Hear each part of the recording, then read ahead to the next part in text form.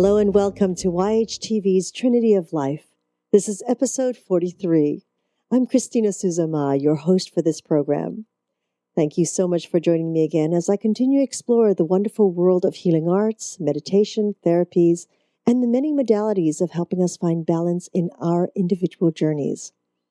We're always excited to meet those of you who are on the leading edge of creating change on this planet.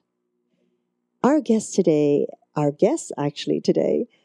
individuals who has been a part of the yoga family since 2011 Virtual World Yoga Meditation Conference.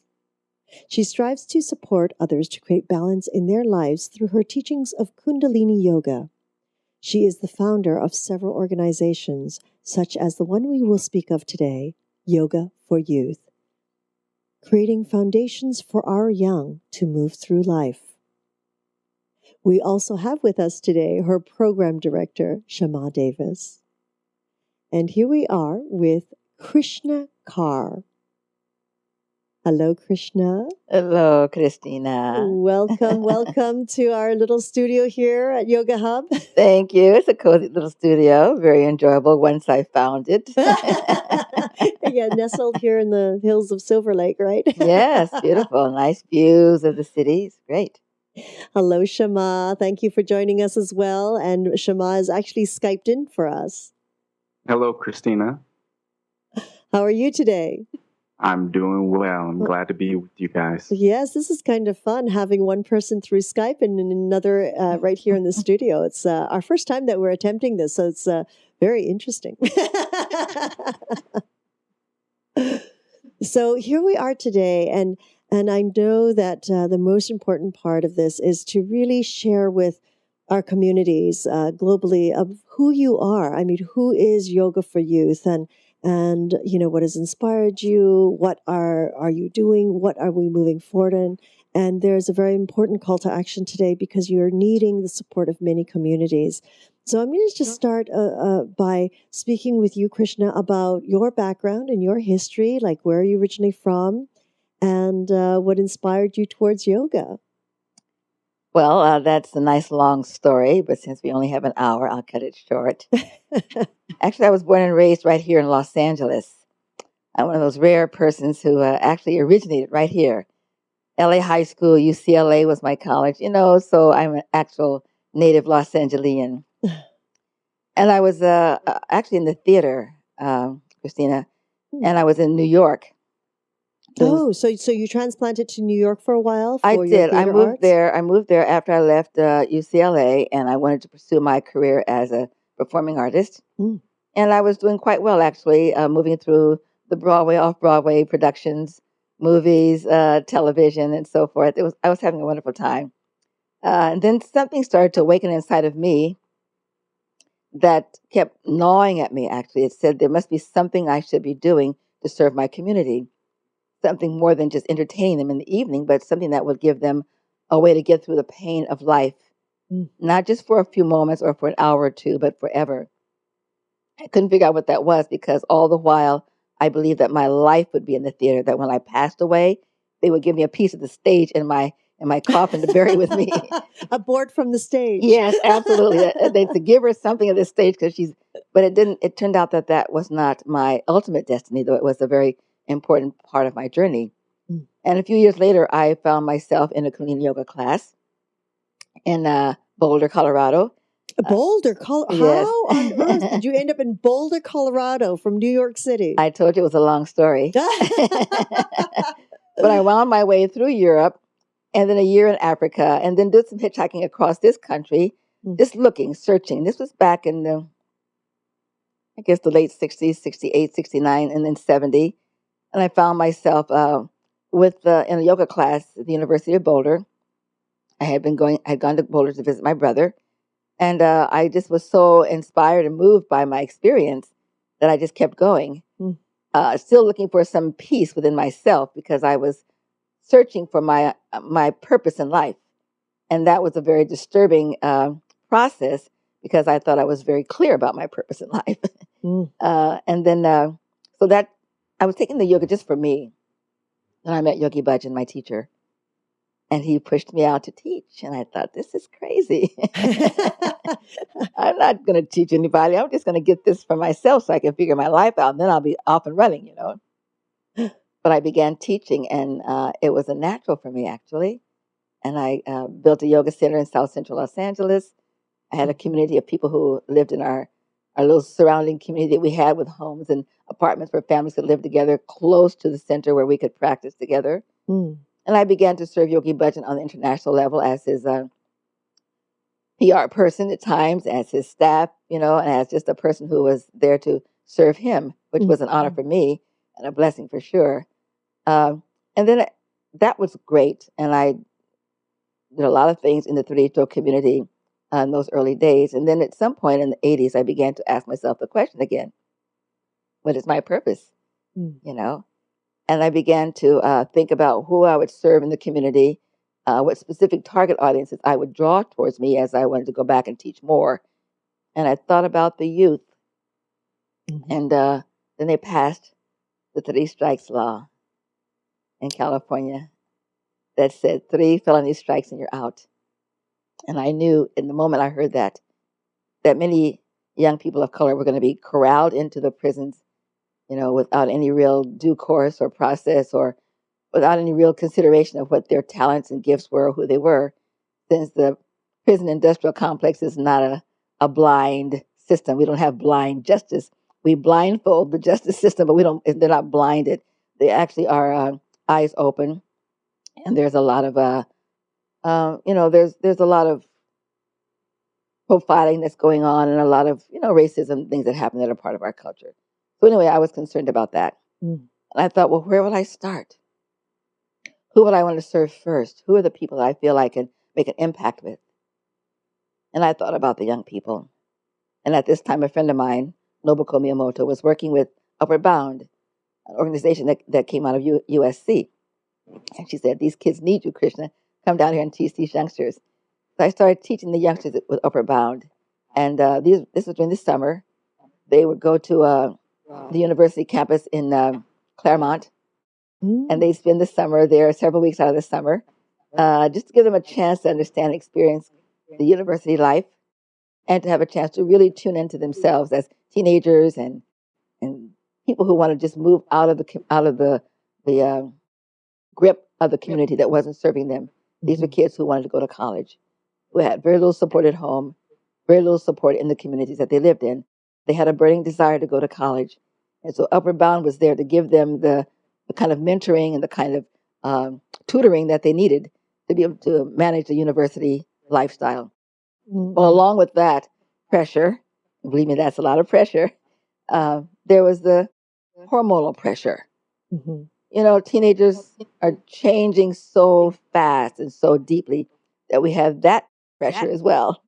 And then, so they brought us in to work with them, teaching them skills to deal with anger, frustration, self-esteem, just give them some foundation to manage the pressure that they were under. And that was where Yoga for Youth was born. How fascinating. So it was really through your work, through Outward Bound, that really took you around to be working with the youth. It was the first place where I landed. In other words, I had the thought, but it was the first place that we began actually doing the work. And we were there with them for several years until they passed another law that said, no child left behind. Oh. And that was the practice and the law that left lots of children behind. And that's when our program was cut. But by the time that they cut our program there with Upward Bound, we were already teaching in the detention facilities and in some of the after-school programs and charter schools. So we were still moving along. We had already begun to teach in New York. We had trainings going on in Washington, D.C. and in Chicago and Mexico. But still, we were looking forward to enhancing the life of these young people, not just giving them arithmetic and writing and math, and but giving them some sense of who they were as people. This is a part of their upbringing that was missing in the schools, and certainly missing in the homes. Not deliberately, not on purpose, but just because their parents were under so much stress, just trying to survive the changes in the economy and changes in the life. and all the external worldly pressures that they faced. But these youngsters were often on their own. And by this time, if there were two parents in the home, they were both out working. Chances are, if there was just one parent in the home, then that parent was certainly out working or dealing with the fact that they didn't have a job. Mhm. And this pressure, of course, impacted, as it always does, the way the child feels about him or herself. Mhm. Mhm. So you worked through Outward Bound at the UCLA, and then It was at USC, Upward Bound. USC, Yeah. and Outward Bound. I know when you say that it was across the nation, etc. It was because I think that organization really expanded. Because I know that when I was in Hong Kong in the 80s, there was an Outward Bound in Hong Kong, and I was like, "Oh, who's this?" And they said it's an American organization. I'm going, "Really? Wow!" You know. Well, that's different. The Outward Bound is a program that takes people out into the wilderness, and they give them a chance to experience face their own fears, Mhm. to learn to work together as a team by putting them through various exercises that really test them. That's Outward Bound. The Upward Bound is a movement for youth, moving them upward from their present situation to be able to gain better employment, better professions, ways that they can elevate themselves through education. Oh, I see. It was upward Upward bound. Bound. That's right. Upward bound. Oh, you see, I was on a completely different track thinking, But I both see. both of these ideas, I think, are very, very similar. They Mhm. have the same notion of being able to tap into a person's essence, greatness, and help them deal with the things that are stopping them from being who they really are. Mm-hmm. So after working with that organization for so many years, when did you start Yoga for Youth? Right then. Oh, at the same time. Oh yeah, yes. I see. We were hired to do yoga, to do Upward Bound program, and that became our name, Yoga for Youth. So, and then we actually in '98 we actually formalized ourselves with a nonprofit corporation that we could receive support for the work that we were doing, as many places where we like to serve could not afford to pay our teachers, and we needed to pay them to go and do this work. So we had a nonprofit organization that would help us fund the work that we were doing.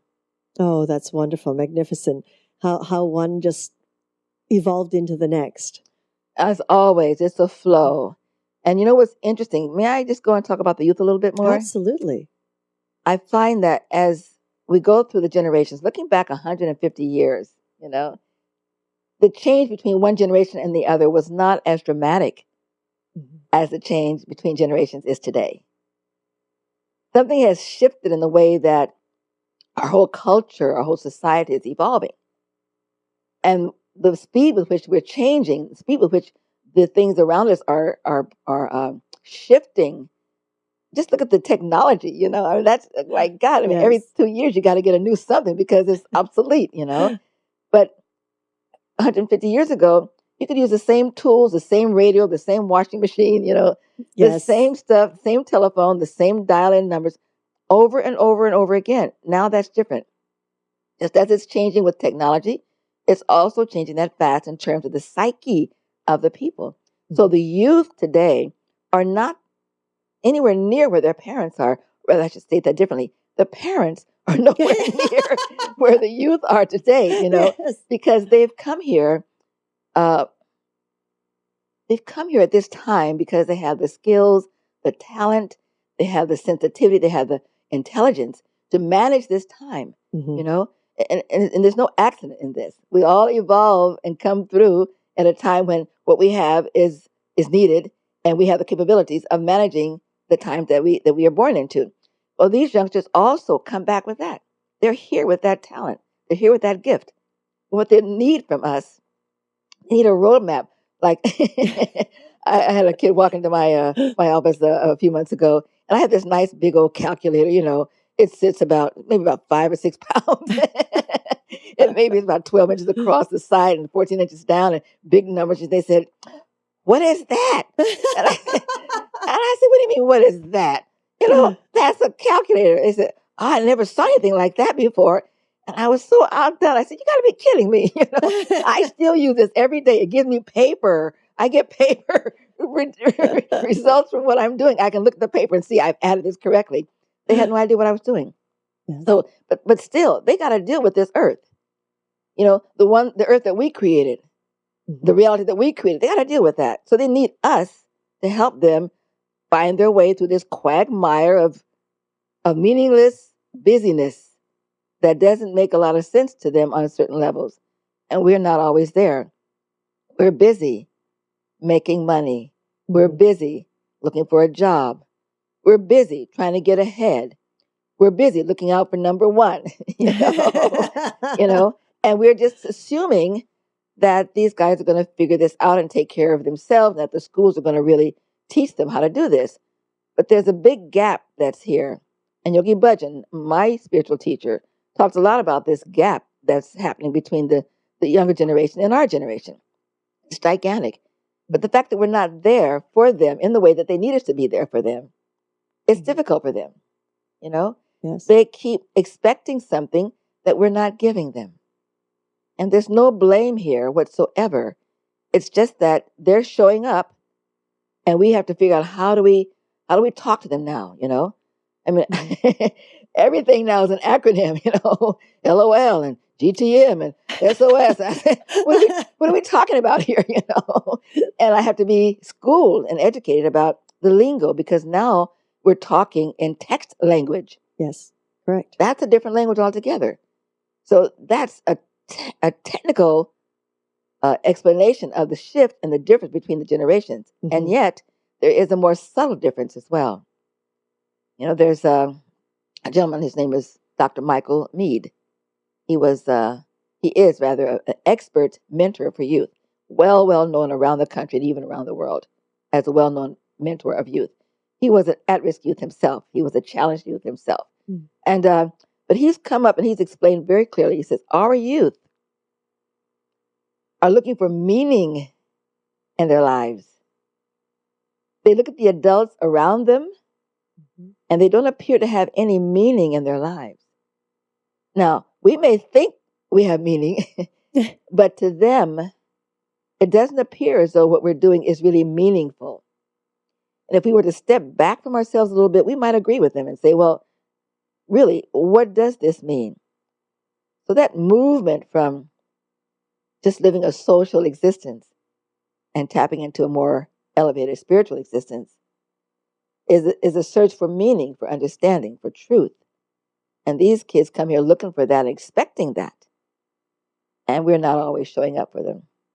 But don't you also feel, Krishna, that part of that is as parents, growing up without the technology that we are immersed in today? I mean, literally, children today, even on a phone, can be playing educational games, or just, we used to comment about all the games and the thumb, the tendonitis in the wrists and the thumbs of children.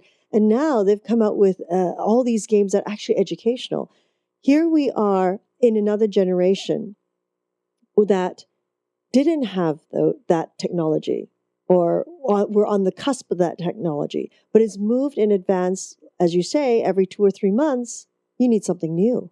I mean, look at what we're doing today. Absolutely. Here we are streaming it globally Absolutely. today. Yes. The world is very small. In a little studio that is not this humongous studio with all these huge cameras and big lights, et cetera, et cetera. I mean, here, things are moving fast. They're moving very fast, Christina, and the technology is amazing. We're not going backwards. We're moving ahead on technology. And that's a given, and that's amazing. I mean, how many years ago was it that we first had the first automobile? That's right. That's then right. the first airplane. I mean, look at this now. Sure, technology is moving faster than the emotional, cognitive, spiritual psyche is moving forward. Mm-hmm. Even in terms of how we use our brain, we're still hardwired to using our old brain. Correct. Correct. But the technology is not the problem. No. In fact, there's no problem anywhere. It's just that we're in this delicate transition period where things are moving forward quicker than they had before. We haven't quite caught up. And there's expectation that says, come on, catch up because we need you. Right. And so you'll find that today there's a lot more people practicing yoga, meditation, and breathing techniques and eating good food and all that than there was 25 years ago. Mm-hmm. Mm-hmm. And that's a process of change that we're in. And these youngsters that just happen to be here at this time when the there's a big, huge shift taking Mhm. place. Mhm. And that's why Yoga for Youth is so important, because it is providing them with the tools that they need to manage these changes. Yes.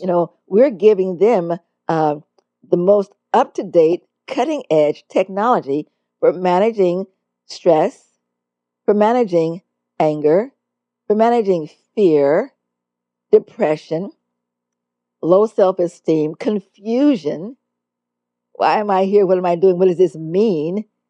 Many children are dropping out of school because it doesn't seem to have any meaning for them. Why am I doing this? It doesn't have any connection with their life. Mhm. We Mhm. haven't bridged the gap of being able to tie education into the life of the average student. And it doesn't Mhm. matter whether these are poor kids or rich kids. Correct. The rich kids are having just as much problem as the poor kids are having. Mhm. The rich kids are getting too much money, too many material gifts from mom and dad. They shut them up with a bunch of stuff to keep them busy, and they're getting stoned, and they're getting high, and they're getting drugged out, and they're having to get rehabbed over and over and over again. They're driving down the highway at big speeds and committing suicide. I mean, it may show up differently, but it's the same thing. These Mhm. are all Mhm. the same children, and they're all looking for the same thing. And whether the parents are too busy making money or trying to get their hair done or get their face lifted, or whether they're just struggling to try to keep food on their table, Mhm. they're not connecting in the way that these guys need them to. Mhm. And it's Mhm. not their fault. We've become a real consumer society. Mhm. Absolutely. And we have devalued the time that we spend together as family. We've devalued the kind of nurturing that young people require in order to be able to access their greatness. Yes. Yes. And I do believe it's also educating the youth from one end and also educating the parents, because it goes hand in hand, and it's finding that balance. And again, it's almost like Yoga for Youth almost needs a little segment for parents as well. We have it. For people who Yes. wonderful. Wonderful. So it's because it's here you are educating and creating these awarenesses for the young, and then here are the parents who need it just as much to keep grounded in their daily lives, right? To keep grounded, to keep Absolutely. focused, and also to be able to link and understand To be able the to awarenesses connect. that the children are going That's through. right. Well, they say a young child shall lead. Isn't that what they say in the Bible? I'm not a Bible expert, but I remember that phrase. And a young child shall lead. Well, the young children are always leading. In my generation, we were leaders. We were the ones who set foot out and say, "No more. I'm black and I'm proud." Mm-hmm. So that was the generation that took its step and it led in that way. And they've been showing that all along. So yes, these children are coming along, and they're going to be the leaders. They have to take the lead, but they need to have a relationship with the elders. Mm-hmm. There's some communities that really honor the elders. Our children need to have a relationship with our elders so that they can be guided through some of the things that the elders can guide them through. They may be able to take them to the edge of the cliff. They say, now it's up to you, kid, to jump off or fly or whatever, But there's a role that we have to play. And, we just have to keep trying and keep showing up. And certainly this is what the youth are asking of us as adults. Just show up for me. Just so I know that I matter, that there's something meaningful in my life, that I'm a meaningful person, I'm a meaningful part of this culture, this society. Let me know that. And so through the Yoga for Youth program, our teachers go on the field and they show and give and demonstrate life has meaning. And they are there as a meaningful adult in the lives of these children. And it means a lot to them. And it means a lot to us as well. Mm-hmm. We keep going through a lot of things in our culture and our society, about the economy. What happened just recently? We got through the end of the world, right? Supposedly it's over now. Remember, we didn't fall off that financial cliff, did we? Not yet. Not yet, right? Well, these pressures are always on us, but we still have to find time to focus on our youth. Mm-hmm. Mm-hmm. Lovely. Krishna, can you share with us I'm certain that this continues to change, but there is, when you created Yoga for Youth, can you share with us your visions at that time, which was in 1998, basically, or before that, and what it is today in 2013? It hasn't changed a lot because we haven't yet arrived at the place where we could say we fulfilled our mission and our vision. I think that now there's a lot more awareness around the youth, which is helpful. They're not just a part of our society that's put to the side and think they'll grow out of it. But there's more awareness that the seeds that are planted in young people early in their lives are the seeds that create the adults that they will be later on in their lives, and that these adults are going to be running your country, and serving you in so many ways. And so we should pay attention to the seeds that we're planting in them. I'm very happy that our president, God bless him, is focused on the youth, and that our first lady is totally concerned with education. I'm so grateful that that's a strong agenda for them. I think that more and more people are stepping up and recognizing that our youth need help. They need us to not just keep cutting their services and cutting the things that will nurture them, but they need an investment in them. And I'm grateful for all those big organizations that are doing that, like Microsoft, for one, which we'll talk about with that part of it. Shema will talk with you about that. But also the UN, United Nations, about 2 years ago, passed a resolution that said youth everywhere, all around the world, are in trouble. And they said, please, countries, municipalities, states, invest in your youth because they need something now. They need it now. And that was a big, huge statement coming out of the UN, recognizing that youth everywhere need our support. Mm. That hasn't changed. And I think the longer we wait to really give them the nurturing that they need, the more volatile they'll become, because they'll become more and more frustrated and more disenfranchised and disconnected. Mm. Well, thank you, Krishna. Now, how, you are a nonprofit organization, and I understand, the commitments that are made by the individuals who are, present amongst your organization.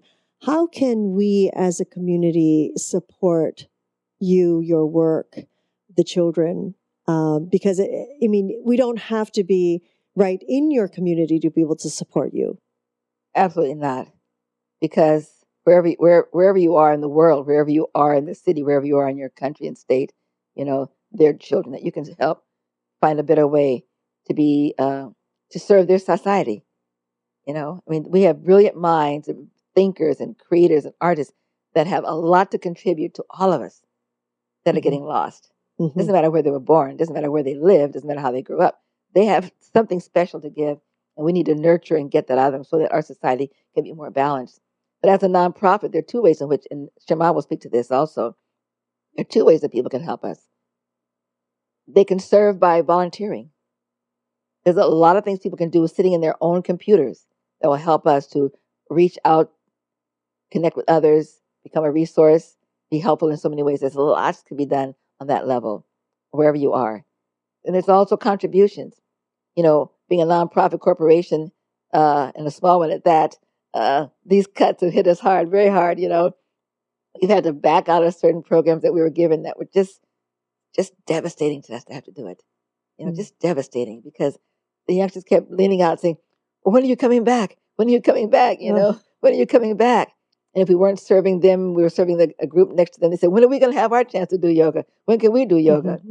They Because know the benefits. You actually went into the schools, didn't you? Schools, prisons, detention facilities, jails, wherever these kids were, we were there.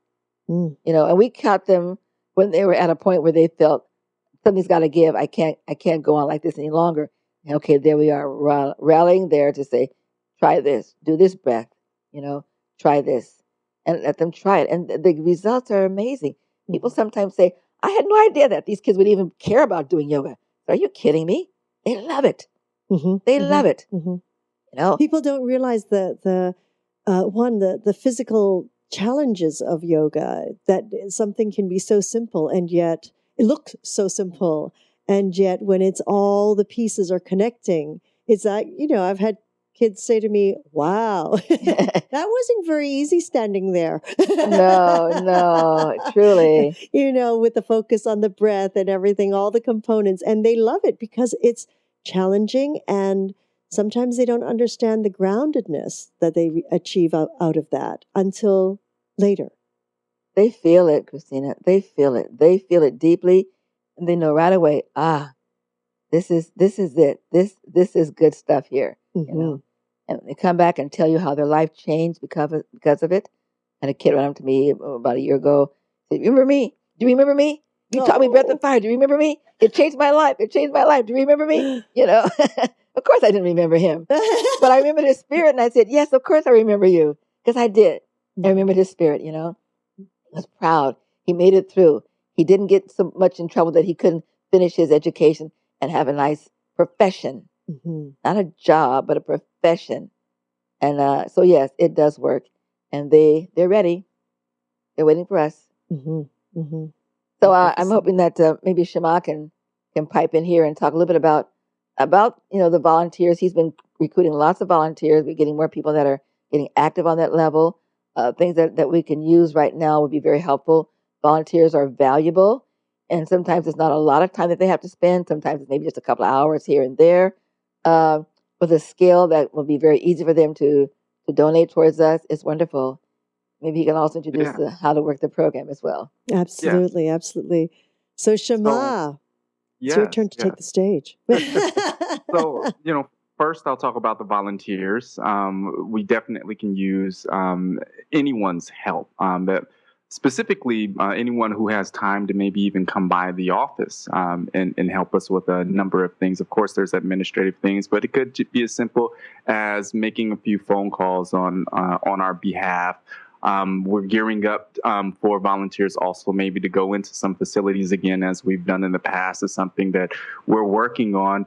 But just, I get phone calls, I get emails from certain people from who unfortunately aren't local. We would love to get some people who are local in the Los Angeles area. LA is a big city, but we're right in the middle of the city, in mid-city, who want to come by and spend, even if it's just a couple hours, 2 hours, 3 hours a week. I have someone in right now who comes in 4 hours just one day a week, and is helping us, with our database. I have another student who's coming in for another 3 hours on another day of the week, just helping us with some online stuff and also with raising funds. And that's, definitely a place where we can use a lot of help. Is, operating a nonprofit organization, raising funds is always a concern, so we can maintain these programs. As Krishna mentioned earlier, the budget cuts hit, and it hit us pretty hard. And so, we're forced to hunker down and raise funds when we need to keep these programs going. So anyone who wants to volunteer can go to our website, yogaforyouth.org. They can click on volunteer, and they can fill out a simple form. Let us know what it is that you want to do, how much time you have available. Definitely leave us your email and phone number, or you can just call us directly in the office at area code 323-735-0500, and we can find some way that you can help us out. And really, not even just helping us out, you're really helping the youth out, because your direct action is what is making the difference. And so in addition to that, Microsoft and an organization called Goodmaker have been gracious enough to include us in a competition. And it's a competition amongst a number of nonprofit organizations that were selected because of the type of work that they do with the youth, that we were amongst them. And so with this contest, which is ending Friday in 2 days at 12 p.m. Pacific Standard Time, the top 20 organizations that receive the most votes will be able to move on to the next round, in which we will have the opportunity to raise funds, and Microsoft will match those funds dollar for dollar all the way up to $100,000. And I'm sure, as you guys know, that's a lot of money that can help us, have up to about 800 classes, additional classes than the ones that we have going on right now. That's very significant. We had at one time classes in juvenile detention facilities all over the country, but with the budget cuts, we had to scale back those classes, and we still have some running here in Los Angeles, Barry Nydorf Juvenile Hall. We have classes going on in the New York City area at Clinton Avenue, and numerous other places. But winning this contest would mean a lot for the youth who have had the program in the past, and for youth who haven't even had this program yet, so we can reinstate the program at certain facilities and also expand out to other facilities and get these classes going. So So at this present time, Shema, do you find that most, because of the cutbacks and everything, do you find that most of the focus and the work that you are doing out in the communities are at the detention facilities, or like community Private schools. areas, schools. schools? You're out Well, still in schools? Hmm. there's a combination. I mean, we have a good batch of gumbo over here. So, we have some, like I mentioned, Barry Neidorf Juvenile Hall, which is a actual juvenile hall, is a prison for youth that's out in Silmar. And so that's a particular place. We have the classes going on. We also have one going on in the community center out here in LA at LA Care, which has been going on for a number of years. Out in New York, as I mentioned, Clinton Avenue. We just had a program going on at a school for pregnant teens, and so it's a really good mixture, because this program helps children of all backgrounds, whether they be in urban areas, poor or rich, whatever their status may be. There's a great benefit for them. But with the budget cuts, we did have a lot of juvenile detention facilities, and we did have to scale those back quite a bit. As Krishna mentioned, that is really where the program started. And so, and without the funding, unfortunately, it's very hard to keep it going. But we raise funds and we put those funds directly into this program, and we work it for as long as we can, and then we have to try to figure out a way to keep them going. And with this contest we have here is another opportunity for us to maintain the programs that we have and to expand it out back to some of the facilities we were in before, and also into some new places. I get phone calls and inquiries all the time for places that really, really want this program, but they just don't have the funding for it. We'll try to work with them and try to raise funds with them, do a partnership, but sometimes it's just not an option for them. They just don't have the organization or just even the ability to make it happen. And unfortunately, those children are missing out. So we need everyone out there who's watching this program to go on to the URL that's going to be provided on screen. They can also go to giveforyouth.maker.good.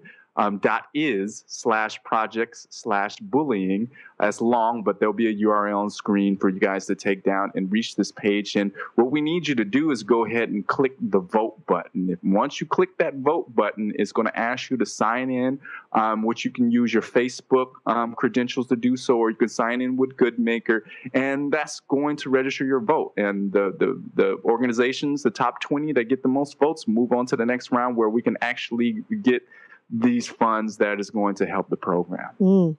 Thank you, Shema. Krishna? Yeah, I want to just also be grateful for Shema. He's come in and done a wonderful job.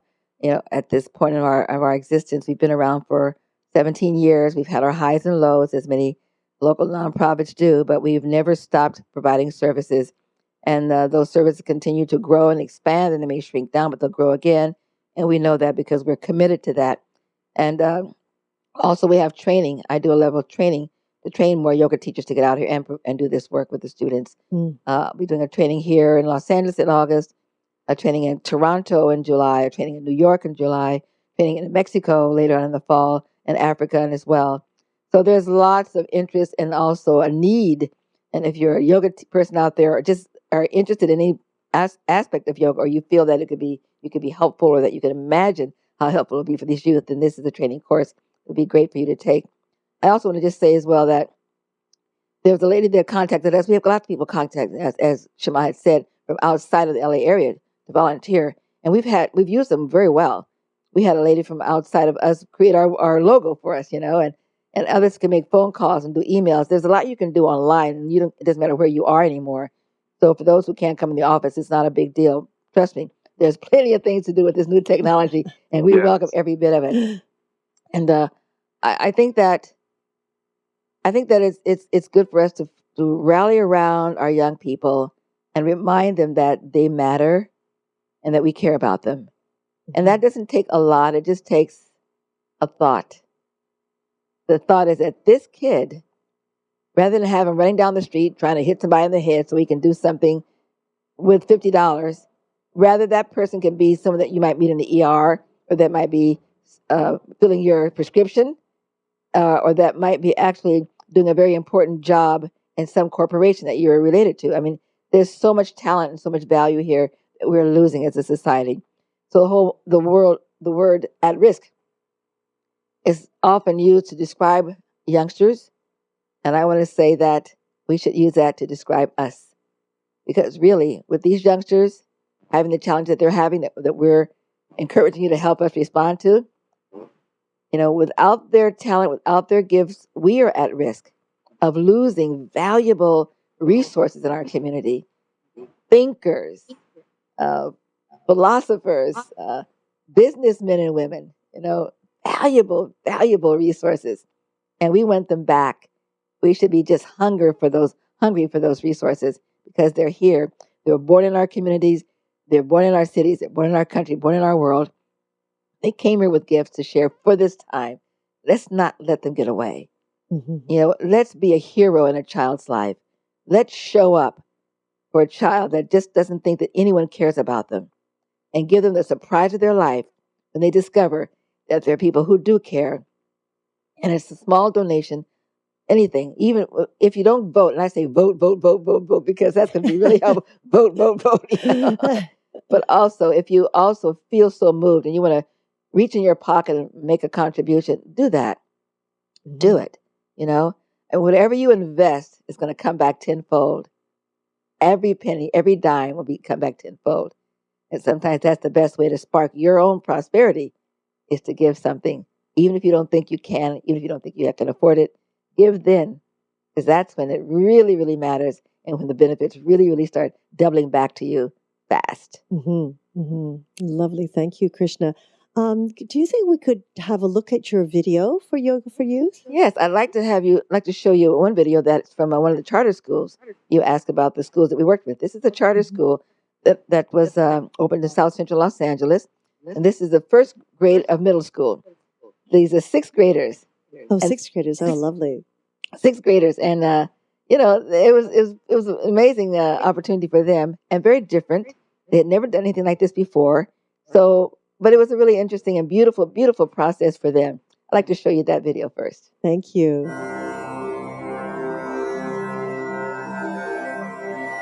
Oh, my beloved,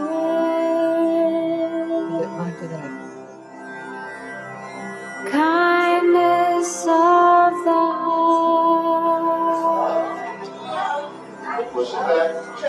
breath of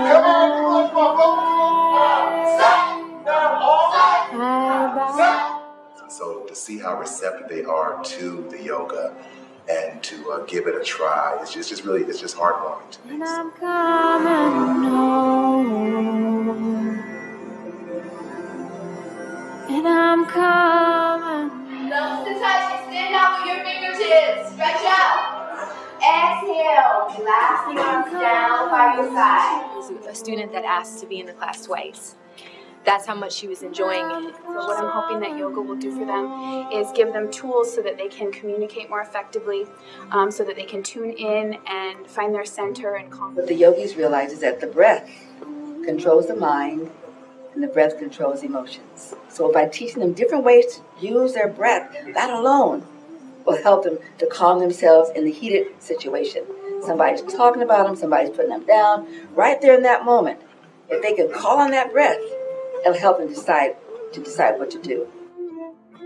And I had students who were complaining about what they had to do during the actual process. But after they've attended session 1 and session 2, it seems like they've turned around. Those same students have actually come up to me and said, wow, it wasn't what I thought it was going to be. It was really cool. And they Exhale back. Jump.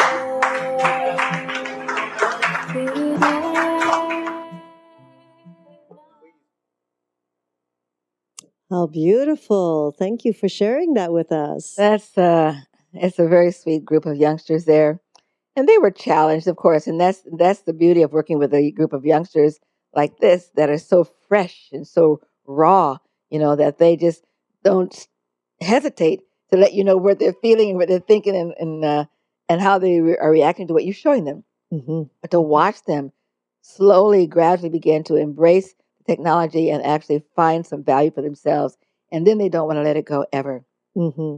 Well, let me just tell you a little story. This is a detention facility now that we've been in for quite some time, and there was this young man. His name was, well, I'll say John for now, and he was a kind of a big, heavy guy, a bit of a gangbanger type, and he loved coming to the yoga class. He really enjoyed it so much. He enjoyed the challenge, as you talked about earlier, but he also enjoyed the peace and the meditation that he experienced at the end of the class. Mm. He kept missing. I look up and John wasn't there. I said, "Well, where's John? He keeps missing. I know he loves the class. Why isn't he showing up?" "Oh, ma'am, John's always fighting, and so he gets thrown in lockdown all the time. So he keeps missing the class. But if he could just stop fighting, man, he'd probably be here more often." Well, that's just too bad. He seems to really enjoy it so much. One day I was coming onto the campus at this detention facility, and this big guy comes running across the campus yelling, Miss, yoga lady, yoga lady." I said, "What? What is this? Who is this guy?" He says, "Ma'am, I did it. I did it." I said, "What?" He says, "I didn't hit him." He said, "I didn't hit him. I did that long, deep breathing stuff you showed me, ma'am, and I didn't hit him." I said, wow, that's a kid who experienced another way to be powerful. Mm. You talk about bullying that's going on, that's such a big deal right now for us. These are folks who don't feel powerful. They don't recognize the power that they have inside of them. And so they have to try to exert that power by overpowering others. But when they come and take a few classes, they get to tap into that power within themselves. They don't have to exhibit it that way. They have another way that they can show that. And that's important. And for those youngsters who are the subject of bullying, they get a chance to stand still and say, "I'm not going to take this. This is not what I believe is right." So we have power on both sides of the spectrum. And that's the kind of kids we want to raise. The ones who will stand up and face their challenges and not run away, not hide, not try to escape by taking alcohol or drugs or whatever, but they can stand up and face those challenges knowing that they have inside of them all that they need to manage that challenge. That's what we need to have for them. And that's what our acronym stands for. Yoga for Youth, YOGA, your own greatness affirmed. Mm. We want them to stand up in their life and affirm their greatness. Under all circumstances and all situations, just have the joy and the freedom and the clarity and the openness and the courage to face a challenge, not with anger, not out of fear, but because they feel within themselves a sense of their own greatness. Mm. And they recognize that challenge is just that. It's a challenge, It's there to serve in some way, so let's use it. So beyond all of the postures and breathing meditations, there's a philosophy. It's a philosophy that we instill in our teachers that they can pass it on to the youngsters. And that's just for them to get to know who they are and feel really confident and good about that. Krishna, for the teachers that you use, must they be fully certified? Well, no. We expect them to have experience teaching their craft. Now, there are some systems of yoga that do not require certification for people to teach. And there are some systems that do. When you say systems, do you mean... Well, I mean, like some of the hatha systems. I know people who practice hatha for a long time, and they don't need to be certified in order to teach. They've been teaching for years and years and years without a certification. Mm-hmm. Well, those people are very steadfast in their practice and the technology, and they can share it with confidence. Through the Kundalini Yoga system, we have a certification system that's been around now for the past 15, 20 years. And those people, because the technology of Kundalini Yoga has so many levels of information and technology and the integration of so much, that they should be certified. And I'll tell you why it's important that a person be really, really solid in their practice. Because this is not like walking into a lovely yoga studio with students with their mats in their arms, marching in, laying them down there and sitting down there ready to do whatever the teacher says do, you know? This is not that kind of a place, right? In fact, most of our work doesn't take place in a yoga studio. It takes place wherever they are, on a basketball court, in a classroom that's been shifted around to make space for them, in the hallway at a detention facility. You know, wherever the kids are, that's where we're going. And they come not because they are aware of what the protocol is for a yoga student, but because there's something technically important in their lives that they want to get. And even though they may be, they may really want to stay there and be a part of the class, sometimes they're very disruptive. I remember there's a group of girls that I was teaching at a detention facility, and they just kept talking, you know. I said, girls, you have to stop talking. I'm giving you 2 warnings here about talking. She said, I'm not talking. That's what do you mean you're not talking? I'm looking at you. I'm hearing you. You know, but she doesn't even know that she's running her mouth. She's just so used to talking. Well, do you want to go? No. I want to stay. I want to stay. You know, so but you have to do this to stay, you know. So there's a little bit of a juggling act that goes on. They're trying to work with their energy field, their personality, their understanding, and look through the external projection of that to their real desire. Her desire was to stay in that class. She wanted to do that more than anything else, to stay in that class. But you can't do like that in a yoga studio. The minute you behave like that in a yoga studio, you're out the door. So teachers have to have a way of being able to understand what does the student want? You know, what are they asking for? How can we serve them? And that's the kind of creative understanding and depth of understanding that we train people to have when they're going to teach for Yoga for Youth. So to answer your question again, no, you don't have to be certified. And it doesn't matter what style of yoga you teach, because as far as we're concerned, all yoga is good, you know. And if you love what you're doing and if you have a passion for working with these kids, it's going to work. We'll teach you the tricks of the trade so you won't get blown out by them. Because they will test you. Their job is to test you. But to understand what their meaning and all that is important. We have a question that came in, and I do believe we have a second video that we will leave it and we'll play it at the end, if that's all right for you. Sure. At the close. But we have a question that's come in.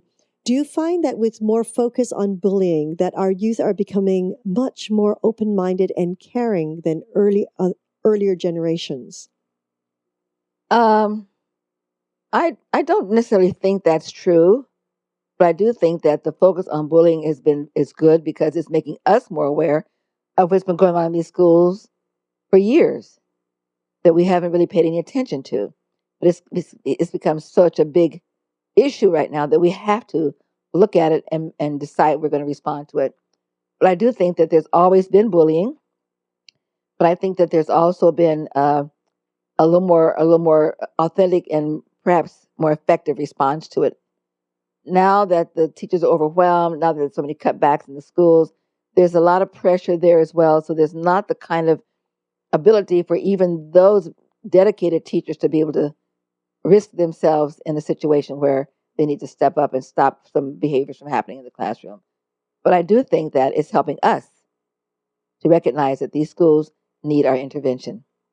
Yes, because it is definitely in every school out there. It doesn't matter what area you live in or if you're a private school or not. You know, children can be pretty cruel without realizing how cruel they are. But look at the adults, though. Look at the adults. I mean, how are we managing our lives? What are we doing? Mm-hmm. You know, how are we stealing? How are we ripping people off? How are we demeaning each other? What kind of respect are we showing? What's the most important thing in our lives? Mm-hmm. You know, we think that maybe they're not paying attention, but they are, and they have their way of showing it. Yes. So I think when we clean up our act more, that the youth are going to certainly reflect that as well. Mm-hmm. Mm-hmm. Absolutely.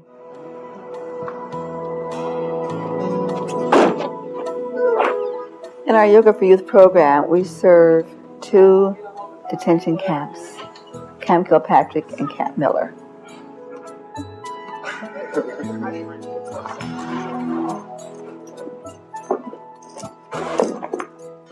moms together. We teach 1 or 2 classes a week. These kids in the camps have been sentenced. They're doing time. Use that breath. Use that breath. Inhale. These kids are our kids, your kids, and my kids. They're kids who have a special purpose on this earth like every other kid has. Shoulder down away from your ears. These youngsters, these babies are so tight and so stiff. You can just feel the pain and feel the fear and anxiety that's just locked in their bodies. Stay focused. Stay focused. We take them through, a fairly average set. They get a chance to get rid of some of the tension that's just racking their bodies. So you're stretching out your thigh muscles, gentlemen. Get them to relax their bodies. Get them to balance out their brains, their hemispheres of their brains, their whole emotional level through the breath, through chanting, through meditating. Set. No. Set. No. Set. No. Weak man. You got it. So once they begin to open up those channels of energy, open up the flow of the breath, and something takes over. It's as though a lot of understanding is released. These yoga people, yoga class, they don't tell you what's wrong with you. They try to help you out so you can find out what's wrong with you yourself. You know what I'm saying? They sit there with their eyes wide open, and you know that they got it. They say, "Wow, thank you, ma'am." It's like the elders of the community. It's time for us to come forward, and just take our place as elders, as the people who have the knowledge and the wisdom and the caring to be able to hold the hand of a young person and say, "You can do this. You can do this. This is not who you are. This is who you are."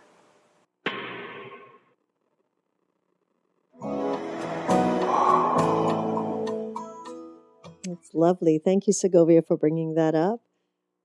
Ah, how wonderful it must feel to be teaching a class.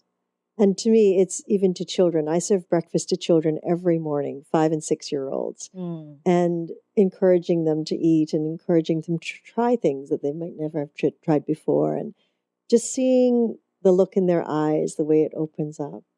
And for you coming into these detention centers, into the schools, it must be so rewarding. As you give them, as you say, it comes back tenfold. It is, Christina, and I think everyone that's ever done this work, they come out feeling the same way. It's hard. Sometimes it can be frustrating sometimes, but the rewards are so great because you see a child's eyes open up. Something happened inside of them. They're not the same again. They're not the same. Something is different, and it's different in a very meaningful way, and that's beautiful. That's beautiful. I love what this young man said on this last video when he said, these yoga people, they don't tell you what's wrong with you. They help you out so you could tell yourself what's wrong with you yourself. We're not laying over them on some philosophy and trying to indoctrinate them into something. We're opening them up so they can begin to listen to the voice inside of them and follow that voice. That's the truth. And that truly is the beauty of yoga, isn't it? Yes, it is. Yes, it is. Yes, when people are always fearful of it being a religion or anything like that, it's about finding oneself. It's a technology, that's right, and it's been around for 40,000 years, long before most religions today have been in existence, and it still is around because it works. Lovely. Well, we've come to the top of our hour now. Krishna, is there any thing that you'd like to say to our audience? I would just love to say thank you so much for joining us. And please vote, because your vote means an awful lot. And it may take you just 8 minutes or less to go in there and click on that URL and hit vote and sign in and tell your friends and tell your family that this is something important and that you'd like to see us help these kids have a way to be peaceful, to be joyous, and to be really proud to be a citizen in this country and in this state and in this city. I'd love you to participate in that way. And I want to thank you so, so very much. May God bless you always. Satnam. Satnam. Shema Davis, would you like to say some words?